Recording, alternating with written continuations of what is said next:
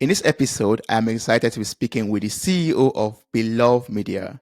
He specializes in coaching individuals in podcast pitching, speaker training, personal branding, and media strategy. Welcome to the show, Misha. How are you doing? I am amazing, Toby. Thank you so much for having me on your show. I'm super excited to be here. I'm happy that you made it to this podcast today for this episode. I'm so grateful for your time and presence here today. I'm looking forward to everything I'm going to learn from you when it comes to podcast pitching, because we are on a podcast, and and personal branding also, and media strategy. Those are like very essential things that we need for our business growth, and basically to empower us also in our adventures. So while preparing for this conversation, I got to know that your journey has seen you host over 550 podcast episodes. You've had a lot of business dialogues, and you have immersed yourself in the world of digital marketing. So I would just like you to tell us about your journey and how it is going and how it all started. Yeah, amazing, Toby. My journey, how it's going, how it all started. Oh, man, I was in old school sales for a good 20 years. And when I say old school sales, what I mean is telemarketing. So back in the day, we used to hand dial telephones trying to get people to buy stuff from us, right? Hmm. And I ultimately started having a ton of success telemarketing. I ended up in the home loan industry or home mortgages. So when people buy a house, you need financing. Sometimes you would refinance that financing. So there's purchase loans, refinances. So I was creating lead lists and telemarketing to homeowners. And then I ultimately had enough success where I built teams, and then I would send out flyer campaigns, to get the phone to ring. And so a lot of my time was building lists, writing scripts, networking, and I love sales and was very successful at it. And another thing around that was I would listen to motivational sales tapes. And so back in the day, it was Zig Ziglar or Brian Tracy or things like that. So anybody listening or watching right now that's like, I want to get better at putting myself out there or marketing myself or maybe social media strategies or things like that, I would encourage anybody to find a mentor that you can listen to. And it doesn't mean like you literally need to meet that person, but perhaps they're putting out content that inspires you that you can listen, like my podcast, for example, or your podcast, Toby. Like dive deep in with somebody, listen to that stuff that helps inspire you to move forward. Hmm. Um, but I'll get back to it. So that's a lot of my journey is finding mentors and listening to them. Right, Yeah, and doing what they yeah. say and getting inspired. But I'll fast forward. I at some point was having some success, and all of a sudden, my wife at the time was like, "I'm moving out," and Hmm. then my parents died in rapid succession, and then my career was failing, and I was burning out, and so I'd had this 20 years of success, and then all of a sudden, it seemed like overnight there was a shock to my system, if you want to say it that way. And I quit. I retired and I became a stay at home dad and was like, I need to get my boys through grade school, high school as a single dad. And that is my new mission and purpose in life. And it sounds great. But at the time, it was incredibly painful to make those decisions, right? Because my identity was so wrapped up in being a successful businessman, a successful salesman. I was wrapped up in the whole save more money for the future, build your retirement. My pile's bigger than your pile. And not that any of that's bad, but it can be hard to step away from when you're embedded in it. Yeah. And so ultimately, the universe, I was literally praying to the universe, God, universe, higher power, call it whatever you want. Like, what are my next steps? I need a new career. I'm burned out. And the universe was like, well, we're not going to give you a new career. What we're telling you is you need to focus on being a stay-at-home dad. So I'll never forget the day I quit my job, or I quit my career. I went to my boss in the home loan business and I said, I can't remember his name, but I said, hey, I quit. I'm done. And he said, we'll match whatever offer you're getting out there. And I said, no, you don't understand. I quit. I'm done. I'm retiring. Mm. And I'll never forget it. He looked at me and said, I wish I could do that. Yeah. So, yeah, hopefully the story is okay. I can keep going. Or did any questions come up within that yet? Or I'll keep going. Please go in, please. Yeah, cool. So I retired and I committed to being a stay-at-home dad and really focused on getting my kids through school and holding space and being there for my kids. And literally anything that I did or that I would commit to that distracted from that, the universe would make it so painful that I would need to stop. So, for example, I had an opportunity to mentor some people in the home loan industry while I was retired. And so I did that for a couple of months. And as soon as my mission was done and coaching those guys up, the universe was like, that's it, you're done. Back to your boys, right? But Waylon, my more sensitive of my two sons, who are now 20 and 22 years old as of this recording, literally Waylon, when he was, younger in high school, he would open the door to his bedroom, and he would look out in the living room and he would see if I was there, and he would see me there, and he knew that it was okay. He knew that it was safe. He knew I was there to support him, and he'd go back in his room and close the door and get back to his homework or his video games or whatever it was.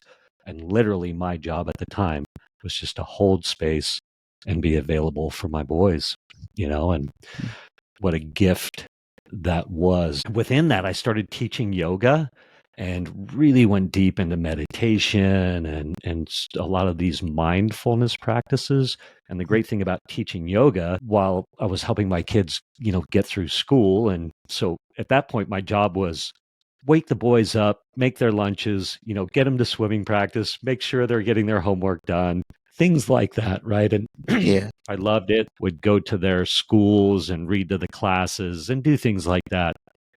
But I started teaching yoga within that. And the great thing about teaching yoga was there's plenty of opportunities to to be a substitute yoga teacher. So literally people that would have their normal class would say, hey, we need a sub.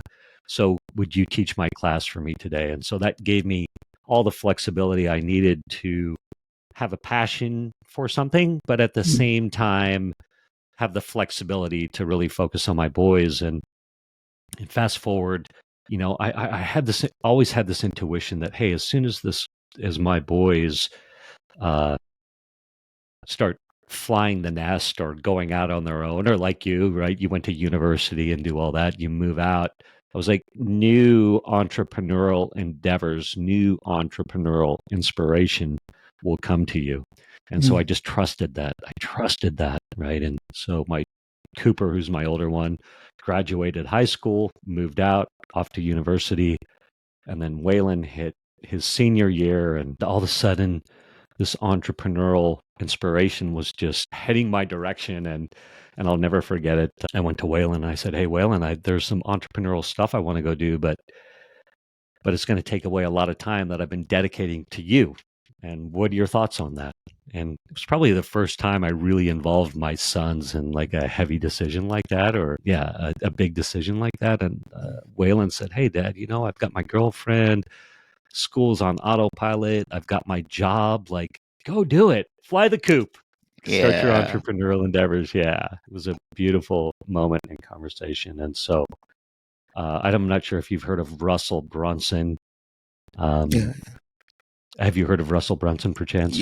Yes, I have. Yeah, awesome. So Russell Brunson is an online marketing genius guru, call it what you will, the master of one-to-many sales, webinars, things like that, podcasting. And I dove into his mastermind. And I didn't just go lightly. I was like, I'm all in. Waylon gave me the sign off. I'm joining your $25,000 a year mastermind program on how to be an online marketer. And the reason I tell you that story is one of the things that Russell Brunson says to do is start publishing to a platform, and a platform that has longevity or legs. So one of Russell Brunson's things is start a podcast, start a YouTube channel, or start blogging, right? Start writing, and those things, they're SEO rich, so engine optimization rich. They've got legs. People can search, find your stuff. They can go back through old episodes. Mm-hmm. Versus social media, it's super fleeting, right? Mm-hmm. Yeah. Yep. Yeah. So started podcasting, had an incredible passion for it, and hence I've got 700 or 685 episodes or whatever it is. What it's really one of the things that podcasting has done and has allowed me to start to bring all my old school marketing knowledge, know-how, scripting, what to say, when to say it, how to build lead lists, how to do all this stuff, and bring this into the new world of digital marketing, right? So I'm bringing old school tactics into the new world of digital marketing. Does that make sense? Yeah, it makes sense. Yeah. Combining the old with the new to create something extraordinary. Yeah, exactly. Yeah. And so what happened is I started interviewing a ton of people for my show, and you have an amazing podcast and you interview a ton of people all the time. Yes. Yeah. And so as I was interviewing entrepreneurs, as I was doing this, I've literally interviewed thousands of people, right? And, I've spent, hundreds of thousands of dollars on mastermind programs and traveling to networking events and doing Russell Brunson's events in Mexico and, across the country. And after interviewing so many people, I found that people were really bad at telling their customer stories. Right? Entrepreneurs were not very good at telling their customer stories. And I was like, man, I could help people. I could help entrepreneurs.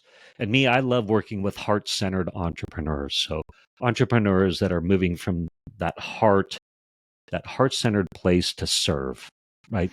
Their main purpose agenda is to serve, not necessarily for the money or the glory or the shiny objects, but all that can be super fun. So I'm not poo-pooing it, but really it's almost like a call, right? They're in touch. They feel the need to serve. And so I found that they were not very good at telling their customer stories or telling, how they help people through their customers' eyes, right? So what I started doing was going out and getting customer testimonials for people because I love the interview. I'm good on camera. Obviously, here I am, smiling, talking, good energy. Yeah. And so I started getting customer testimonials for people and getting flown around. Like I got flown to Ireland to interview customers and get their stories, all this stuff. And it rapidly led to one day I woke up. Have you heard of the term imposter syndrome? Yes, I have.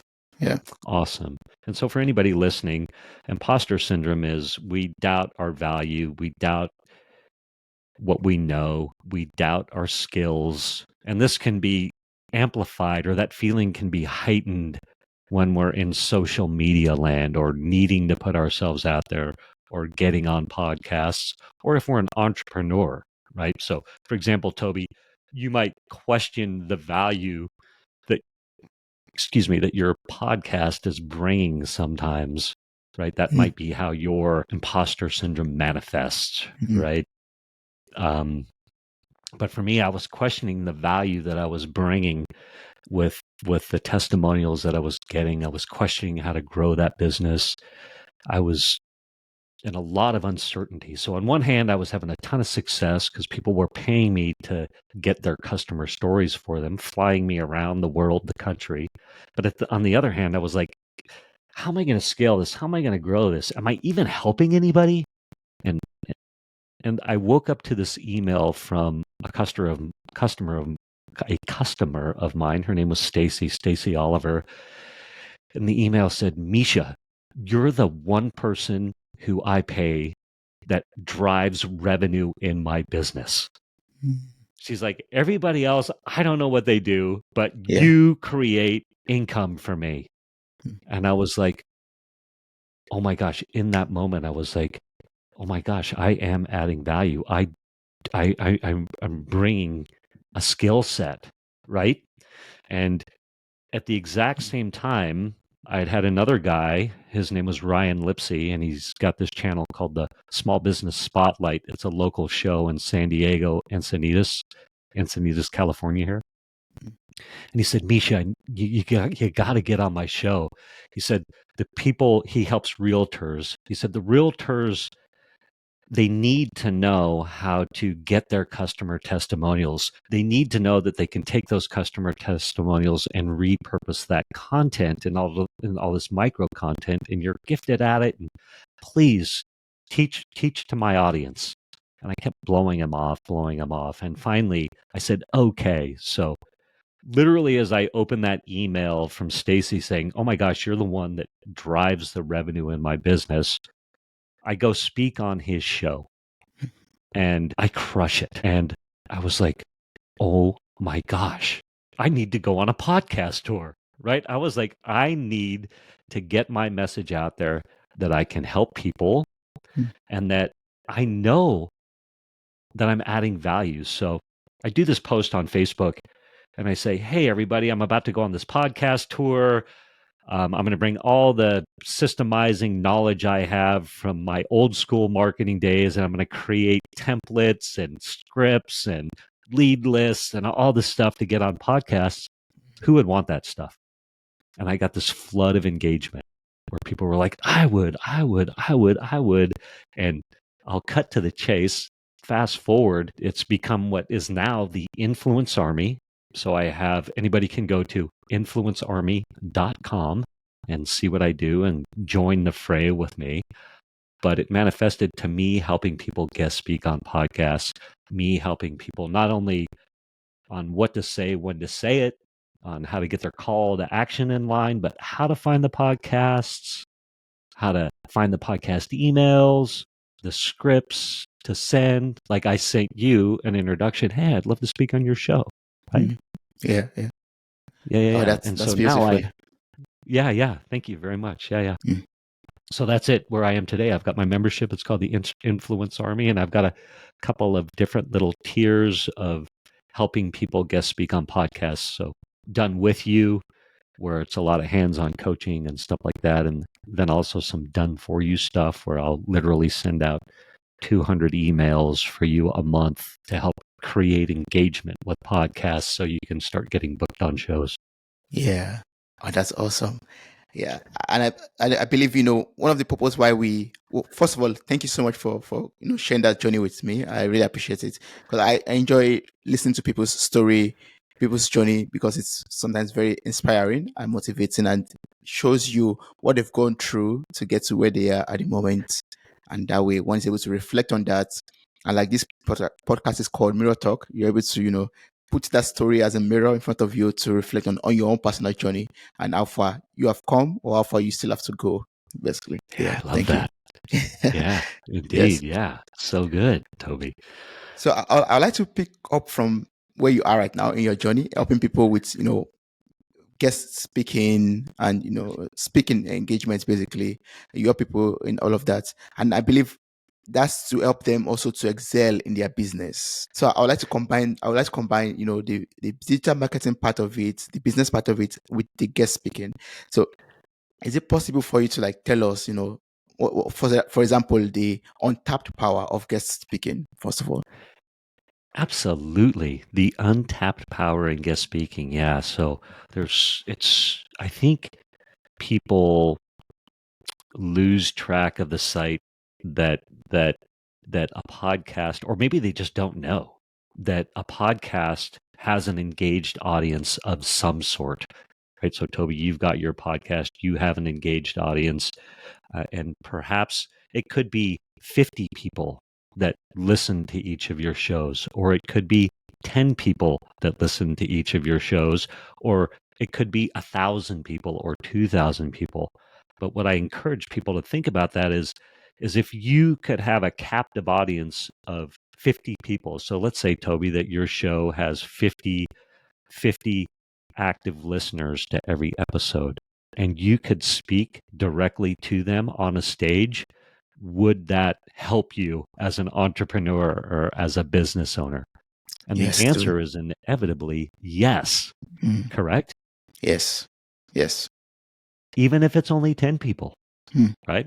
And the power in, hold on, I'll tell you, I have my list of main reasons to guest speak. And so one is literally the audience clicking on your call to action, right? So I already told your audience, hey, you can follow what I do at Influence Army, or you already might know, man, this guy Misha can help me guest speak on podcasts. He can help me get my stories in line. I want to join. So anybody could literally join right now by going to badzuck.com, badzuck.com, and join the Influence Army and start guest speaking on podcasts.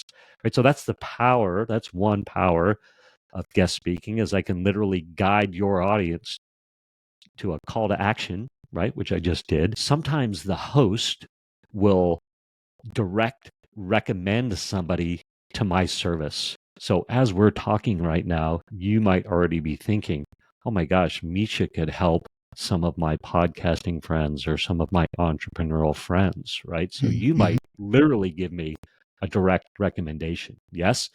Yeah. Yeah. Yeah. And then sometimes the hosts need your services. Sometimes the hosts need your services. So I've literally spoken on a podcast and someone said, can you help me? Of course I can help you, right? Yeah. Yes, of course. Of course. Yeah.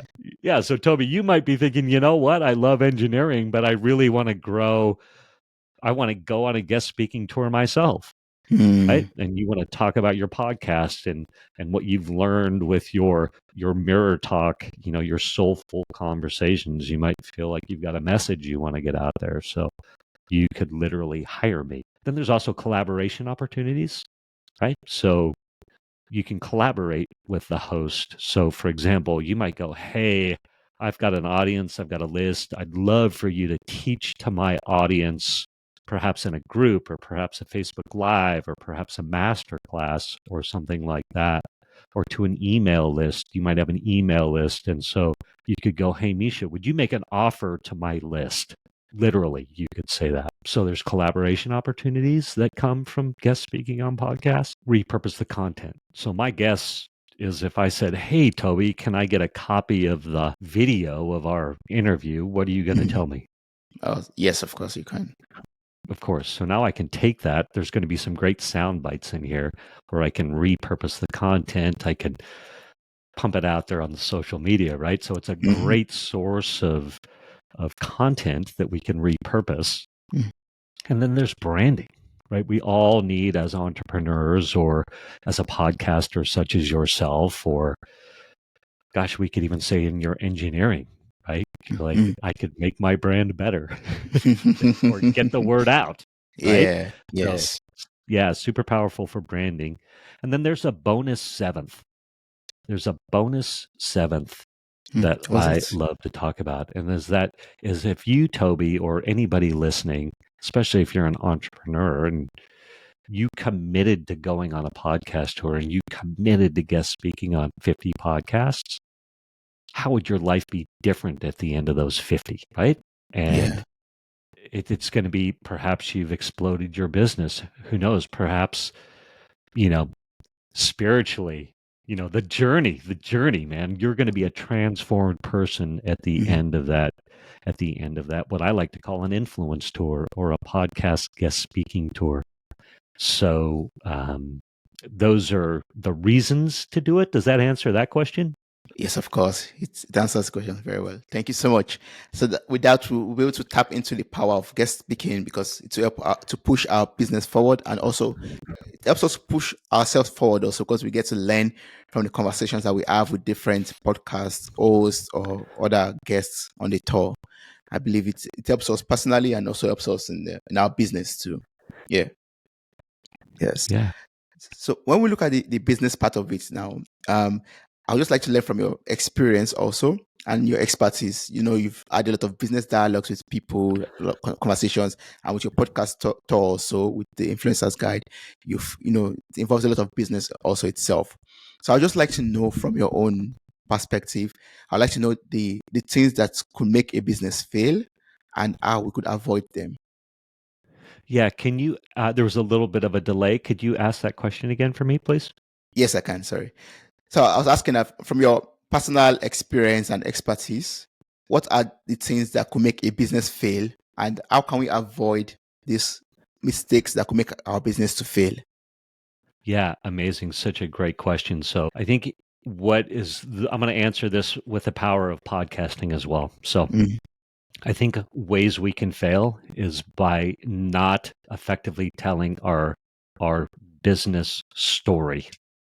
So much of how we create value as business owners is by the story. It's the story that creates the value of the business, right? I've told you a very rich story about my podcasting and journey, what I do, and it's clear that I bring a lot of value, and you get that through my story, mm, right? You're like, oh, this guy knows what he's doing. He's bringing a lot of experience to the table. He's passionate about what he does, things like that. And so I think as entrepreneurs, we want to make sure that we're learning to tell our story.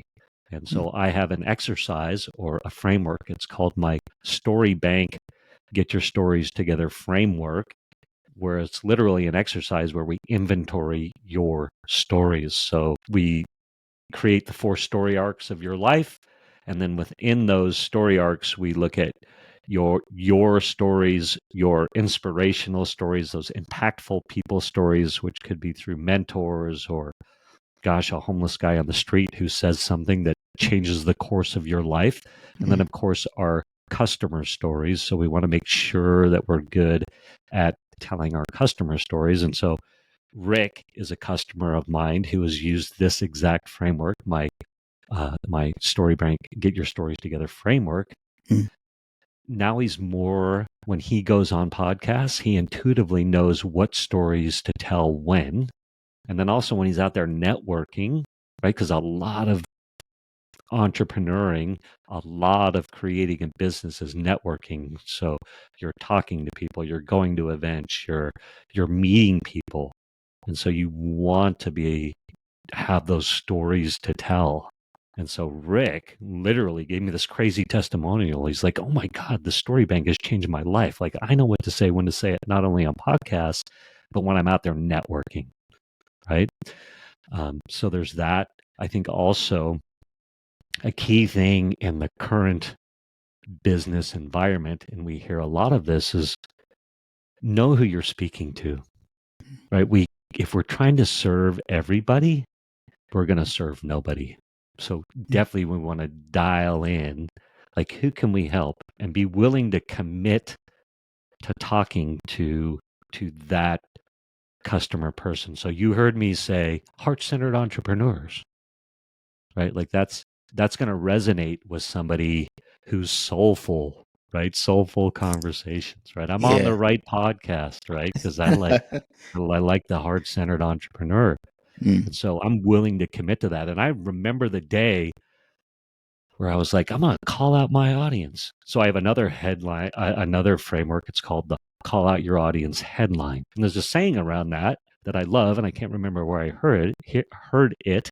It's probably Russell Brunson or Jim Edwards or somebody like that. But they say, uh, niche down and the fringes will follow. The fringes will follow, right? So you could say, all right, my audience is 50-year-old divorce guys. Well, what are the fringes around that? Well, the fringes around that are going to be divorced females. Fringes around that are going to be 40-year-olds or maybe 60-year-olds, or mm, right? So call out your audience and trust that the fringes, the audience around that, it will resonate with them too. Does that make sense? mm. Yeah, it makes sense. Yes, yes. Have your Yeah. focus point, then it spreads out itself. Yeah. Yeah, absolutely. And then have your call to action in line. frustrating things for me were, what do I have to offer? And putting an offer out there. So I think as entrepreneurs, we need to be willing to make an offer. Like, this is how I can help you. This is literally what I can do for you. This is what it costs. I'm offering this to you, right? And making it known and committing to trying something to see if people want it. So Yeah. part of my journey is speeding that process up. I mean, like, all right, I have an idea. Let's float it to an audience and see what they say, Mm-hmm. versus trying to create this whole thing and coming up with objections and roadblocks before we even know if anybody wants it. Does that make Yeah, sense? that's very smart, of course. Yes, yes. Yeah. Wow. Go Thank you so ahead. Yeah. much. I mean, I've learned already a lot from you. I mean, I've learned, the ways what we have to do to tap into the power of, guest speaking. And also, I've also learned, what we have to do to ensure that our business does not fail, which also boils down to knowing your story, knowing what you want to sell, what value you want to pass across to the public, and knowing the right time for your call to action. Also, that's very smart. And I believe Yeah. these are also media strategies that we could make use of, right? I mean, to push our business forward. Or are there some other strategies we could use? Yeah. Say that again. I'm sorry. Ask that again. So I was saying that, so this what you shared so far are basically the business strategies that we make use of for our media publicity, or are there like some other things we could pay attention to when it comes to media and business strategies? Yeah. So, what are some other things that people could do? Is that what Mm, you're asking me? Yeah. yeah. Such a great question. And part of my journey and the mirror talk, and you referenced this, like, what I'm good at, but where do I need to go? Right? What Mm, do I need? Where do I need to go? And I think speaking on live stages is very powerful. There's a big demand out there right now for speaking on live stages, and that can be at conventions, that can be um, there's question and answer sessions. There's so many ways to speak on stage outside of podcasts. I think everybody's obsessed right now with social media, with creating a TikTok channel and creating TikToks, or creating YouTube shorts or Instagram reels or Facebook reels. But in reality, I've been on Meetup recently. I don't know, anybody should go to meetup.com. Like, there's incredible opportunities, networking events where you can have a captive audience and talk about what you do for free and create business opportunities. And I think whether you're in engineering, if you owned an engineering firm, there's so many ways to get on a stage and find a captive audience, and that could be speaking at conferences, like I said, or finding meetup groups. There's so many ways to do it for free right now. So I'm seeing that right now. So I've been obsessed with guest speaking on podcasts, and now I'm definitely broadening that to, oh my gosh, look at all these other stages there are to speak on, whether virtual or live. So yeah. I think that's, to me, what I'm obsessed with right now. And then the other thing is that opened my eyes is opportunities to guest write articles for Mm, people, mm. right? So, I don't know, what are your favorite magazines and or online sources of information that you like to look at? Yes, I mean, a lot of them are German based, but in the internationally known one, for example, I like Forbes, for example. Yeah. And I think business news or something like that. So business.com. Yeah. Yeah, love it. Me too. I love the business news. There's Forbes, there's Time, there's Das Spiel. Is that still around? Is that still a German I'm magazine not that's sure. around? Oh, that spiel. I It's think so. I'm weird not that I sure. know I've that. long I've seen Um, such. Yeah.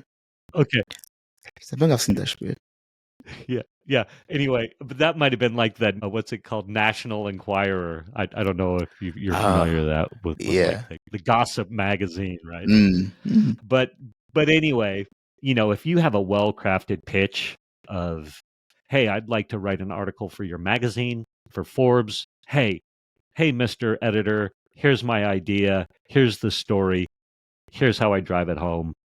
Bam. There are so many opportunities for that out there right now with well-known brands like Forbes, like Time, like whatever your niche is. If you're in engineering, I'm sure there's all sorts of engineering newsletters, magazines, sites that need a well-crafted 500-word essay, shall we Mm, call it, mhm, right? And I think that is an untapped market.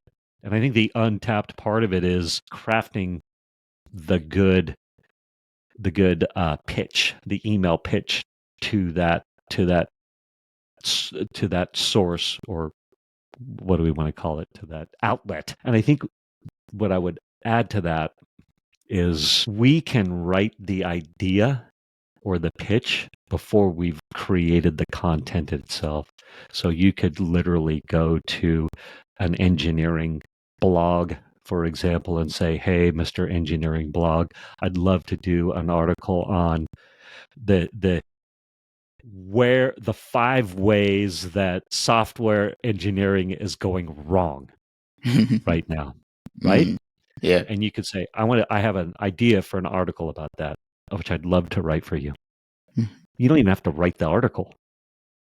All they got to do is say yes, and then you write the article, Yeah, that's true. Yeah. right? Yes, of course. Well, that's a smart idea. I'm going to actually take that up and try to find out how I could write more articles. Yeah. Well, Mitch, I've learned a lot from you. I'd just like you to tell us about your podcast, how we could connect with you, how we could work with you, and in case people have more questions, how they could reach out to you too. Yeah, great. So you can find me on Facebook, of course. You can DM me on Facebook. I go through phases of being super active on Facebook or not, but you can always DM me. I consistently check my direct messages on Facebook. So Misha Zvegintzov, there's only going to be one of me on Facebook. So you can reach out to me on Facebook. Through DM, you could also go. Hey, hey, I want to join Misha's. I want to go on a podcast tour. Go to Mm. badzuck.com and you can join in. I got an offer. It's like a $7 for the first month trial, and it's incredible what you get for $7 for the first month. So you can go there, or you can go to the Influence Army and join my newsletter. And lastly, sorry, I'm giving you way too many options, but you can go to the Table Rush Talk Show. So that's my podcast, Table Rush Talk Show.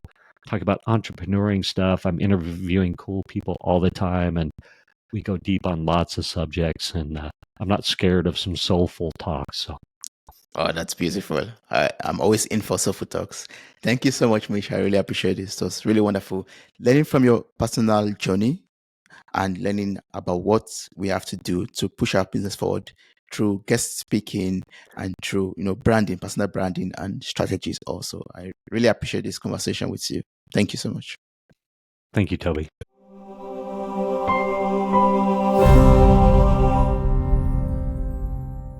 Hey there, podcast enthusiasts. Are you ready to add a little sparkle to your day?